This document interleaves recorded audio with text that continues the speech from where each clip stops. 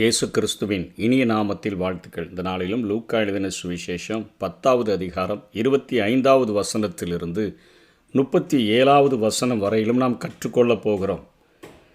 இந்த சத்தியத்தை நாம் தெரிந்து கொண்டு நான் பிறனாய் இருக்கிறனா என்று சொல்லி நம்மையே கேள்வி கேட்கிற ஒரு தலைப்பாக இந்த பகுதி அமைந்திருக்கிறதை நாம் பார்க்க முடியும். அப்பொழுது நியாய சாஸ்திரி ஒருவன் எழுந்திருந்து அவரை சோதிக்கும்படி, போதகரே, நித்திய ஜீவனை சுதந்தரித்து கொள்ளும்படிக்கு நான் என்ன செய்ய வேண்டும் என்று கேட்டான்.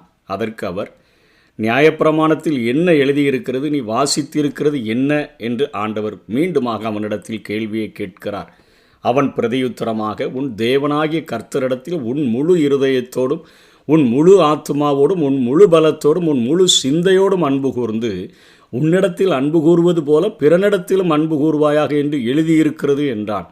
அருமையாக அந்த தேவனோடு கூட முழு இருதயத்தோடு அன்பு செலுத்த வேண்டும் என்பதையும், சக மனிதர்களோடு கூட தன்னை நேசிப்பது போல அவர்களையும் நேசிக்க வேண்டும் என்கிற வேத வாக்கியங்களும் தீர்க்க தரிசனங்களும் முழுமையாய் அடங்கி இருக்கிற அந்த தேவனுடைய அந்த வாஞ்சையை, தேவனுடைய விருப்பத்தை, வேதத்தின் எதிர்பார்ப்பை அப்படியே இயேசுவின் முன்பாக பிரதிபலிக்கிற ஒரு நியாய சாஸ்திரியாக இருக்கிறார்.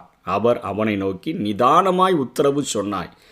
எல்லா தீர்க்க தரிசனங்களும் எல்லா காரியங்களும் வெளிப்படுத்துகிற அந்த மைய கருத்தை நீ அருமையாய் சொல்லியிருக்கிறாய். ஆகவே நீ அப்படியே செய், அப்பொழுது பிழைப்பாய் என்று சொல்லி அதற்கு மேலாக அவனுக்கு எந்த கட்டளையையும் இயேசு கிறிஸ்து கொடுக்கவில்லை. ஆனால் அவன் தன்னை நீதிமான் என்று காண்பிக்க மனதாய் இயேசுவை நோக்கி, எனக்கு பிறன் யார் என்று கேட்கிறான். எனக்கு அடுத்தவன் யார் என்று சொன்ன பொழுது இங்கே ஆண்டவர் ஒரு உவமையின் மூலமாக அவனுக்கு காரியங்களை வெளிப்படுத்துகிறதை பார்க்கிறோம். இயேசு அவனை பார்த்து சொல்கிறாரு, ஒரு மனுஷன் எருசலேமிலிருந்து எரிகோவுக்கு போனான், கள்ளர் கையில் அகப்பட்டான். அவன் வஸ்திரங்களெல்லாம் உறிஞ்சி அவனை காயப்படுத்தி அவனை குற்றுயிராக விட்டுட்டாங்க. அப்பொழுது தற்செயலாக ஒரு ஆசாரியன் அந்த வழியே அவனை பந்தான். அவனை கண்டு பக்கமாய் விலகி போனான். அந்தபடி ஒரு லேவியனும் அந்த இடத்துக்கு வந்து அவனை கண்டு பக்கமாய் விலகி போனான். பின்பு சமாரியன் ஒருவன் பிரயாணமாய் வருகையில் அவனை கண்டு மனதுருகி கிட்ட வந்து அவனுடைய காயங்களில் எண்ணெய் திராட்சரசம் வார்த்து காயங்களை கட்டி அவனை தன் சுய வாகனத்தின் மேலே ஏற்றி சத்திரத்துக்கு கொண்டு போய் அவனை பராமரித்தான். மறுநாளில் தான் புறப்படும் பொழுது 2 பணத்தை எடுத்து சத்திரத்தான் கையில் கொடுத்து, நீ இவனை விசாரித்துக்கொள், அதிகமாக ஏதாகிலும் இவனுக்கு செலவழிந்தால் நான் திரும்ப வரும்போது அதை உனக்கு தருவேன் என்றான். இப்படி இருக்க கள்ளர் கையில் அகப்பட்டவனுக்கு இந்த 3 பேரில் எவன் பிறனாயிருந்தான் உனக்கு எப்படி தோன்றுகிறது என்றார். அதற்கு அவனுக்கு இரக்கம் செய்தவனே என்றான். அப்பொழுது இயேசு அவனை நோக்கி, நீயும் போய் அந்தபடியே செய் என்று சொல்லி ஒரு ஓமையின் மூலமாக அங்கே நியாய சாஸ்திரிக்கு பிறன் யார் என்று சொல்லிக் கொடுக்கிறதை பார்க்கிறோம். பிறன் என்று சொன்னால் நாம் தெளிவாக தெரிந்து கொள்ள வேண்டிய காரியம், உதவி தேவைப்படுகிறவனும் உதவி செய்கிறவனுமே பிறனாக இங்கே காட்டப்படுகிறது.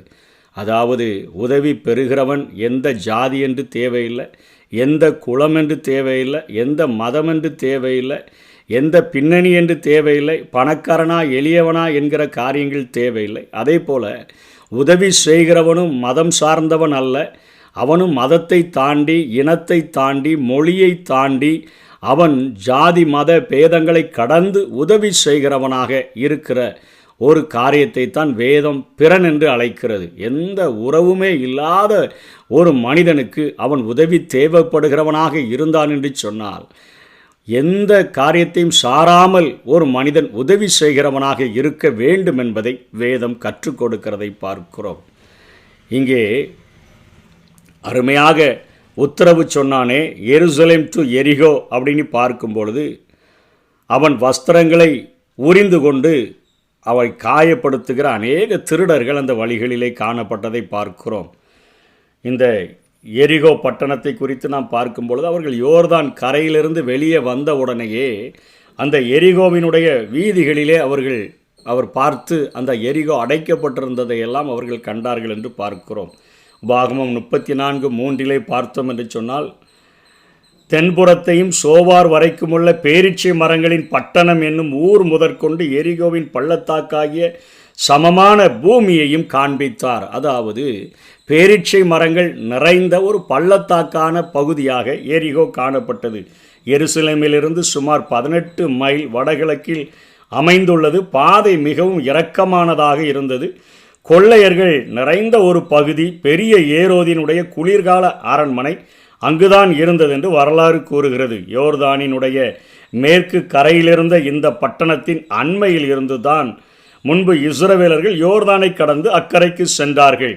யோசுவா 3:16 அப்பொழுது ஜனங்களுக்கு எதிரே கடந்து போனார்கள் என்று பார்க்கிறோம். கிறிஸ்துவின் காலத்தில் ஏராளமான ஆசாரியர்கள் அங்கு வாழ்ந்து வந்தனர். கிறிஸ்து தேசங்கள், ஜாதிகள், தீண்டாமைகள், ஆச்சாரங்கள் எல்லாவற்றையும் தாண்டி அந்த எல்லைகளை அவர் நொறுக்குகிறதை நாம் பார்க்கிறோம். இங்கே இயேசு கற்றுக் கொடுக்க விரும்புகிற ஒரே ஒரு காரியம், தேவையோடு கூட இருக்கிறவனும் அவனுக்கு உதவி செய்கிறவனுமே பிறன் என்கிற கருத்தை மாத்திரம் கற்றுக் கொடுக்கிறதை பார்க்கிறோம். இங்கே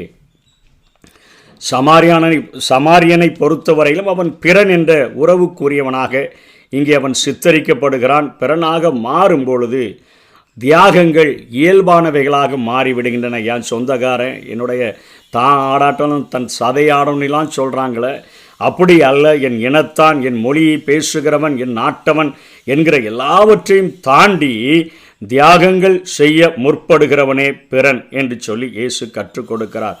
இந்த பிறனாக மாறும் பொழுது தியாகங்கள் இயல்பாகவே அது தன்னுடைய வாழ்க்கையிலே நிறைவேறினது என்பதை சமாரியன் செய்த தியாகத்திலிருந்து நாம் கண்டுகொள்ள முடியும்.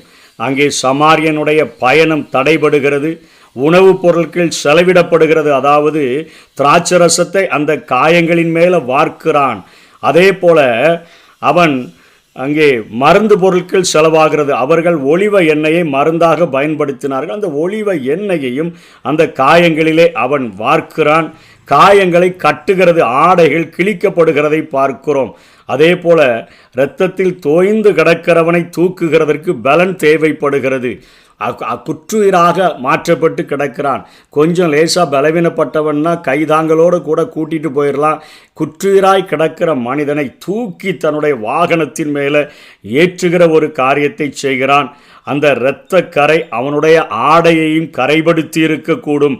வாகனத்தை பயன்படுத்தினான். சத்திரத்தை தேடி அலைகிறவனாக இருந்தான். மதத்தினுடைய, அரசினுடைய சட்டங்களை பற்றி எதையுமே கவலைப்பட்டு அவன் கலங்கி கொண்டிருக்கவே இல்லை. சமாரியன் என்று இயேசு சொல்லுகிறதற்கு காரணம், அந்த நாட்களிலே அவர்கள் யூதர்களாக இருந்தால் அவர்களை தொடக்கூடாது. குற்றுயிராய் கிடக்கிறவனுக்கு உயிர் போயிடுச்சின்னு சொன்னால் கொலை கேஸ் நம்ம மேலே விழுந்துரும்னு சொல்லி இன்றைக்கு குற்றுயிராய் கிடக்கிறவர்களுக்கு யாரும் உதவி செய்ய முன் வருகிறதில்லை. அங்கே போலீஸ் ஏதாவது வந்த பின்பாக ஆம்புலன்ஸை அழைத்துத்தான் அனுப்புகிறார்கள் ஒழிய, இங்கே இவன் தன் மேலாக ஒருவேளை மறித்துவிட்டால் குற்றம் சாட்டப்பட்டு விடுமே என்கிறதை குறித்தும் கவலை இல்லை. அவன் தேசத்தை சார்ந்தவன், அதிநிமித்தமாக எனக்கு பிரச்சனைகள் வருமோ அதை குறித்தும் அவன் கவலைப்படாமல் அவனை தொட்டு தூக்கி தன்னுடைய சுய வாகனத்தில் ஏற்றி காயப்படுத்தியதற்கு அரசாங்கம் வழக்கு தொடர்ந்தால் என்ன செய்ய முடியும், அதை குறித்தும் கவலைப்படாமல் கொண்டு போகிறதை பார்க்கிறோம். வசதிகளை பாராது சத்திரத்தில் தங்கியிருக்கிறான். முழுவதும் தங்கிட்டு மறுநாளில் தான் கிளம்புகிற நேரத்தில் இரவு முழுவதும் விழித்திருந்து தூக்கத்தை தொலைத்த அவனை பார்த்து சொல்லுகிறான், இன்னும் அதிகமாக பணம் செலவாச்சுன்னா நான் தருகிறேன் என்றா 2 வெள்ளி 2 பணத்தை உன்னிடத்தில் தந்து போகிறேன், திரும்ப வரும்பொழுதும் கூட நான் வந்து விசாரிக்க வருகிறேன் என்று சொல்லி, சத்திரத்தை தேடி வருகிறேன் என்று சொல்லி தன்னுடைய தியாகத்தை அவன் வெளிப்படுத்துகிறதை பார்க்கிறோம். இவையெல்லாம் அந்த பிறன் என்கிற உறவுக்காக அவன் அங்கே செய்ததை பார்க்கிறோம். அவன் யாருன்னு தெரியாது, உதவி செய்யப்படுகிறவன் யாருன்னு தெரியாது, உதவி செய்கிறவன் யாருன்னு தெரியாது. ஆனால் அங்கே பதில் சொல்லப்படுகிறது நியாயசாஸ்திரியினால். அவனுடைய பதில், அவனுக்கு இரக்கம் செய்தவனே என்றான். அப்பொழுது இயேசு அவனை நோக்கி, நீயும் போய் அந்தபடியே செய். இன்றைக்கு வேதம் நம்மை மற்றவர்களுக்கு பிறனாக இருக்கிற அந்த உறவிலே வாழும்படியாக அழைக்கிறது. உதவி பெறுகிறவன் என்ன சூழ்நிலையில் இருந்தாலும் உதவி செய்கிற நாம் அதை இயேசு கிறிஸ்து என்கிற ஒருவருடைய அன்பினால், நாமத்தினால், பிதாவினுடைய அன்பு உள்ளத்தில் நிறைந்தவர்களாக மற்றவர்களுக்கு இந்த சமாரியன் செய்த தியாகத்தை போல செய்ய வேண்டும். இரக்கம் செய்கிறவனே பிறன் என்று இயேசு கற்பித்த காரியத்தை நம்முடைய வாழ்க்கையிலே கடைபிடிப்போம். கர்த்தர் தாமே நம்மை ஆசீர்வதிப்பாராக. ஆமேன்.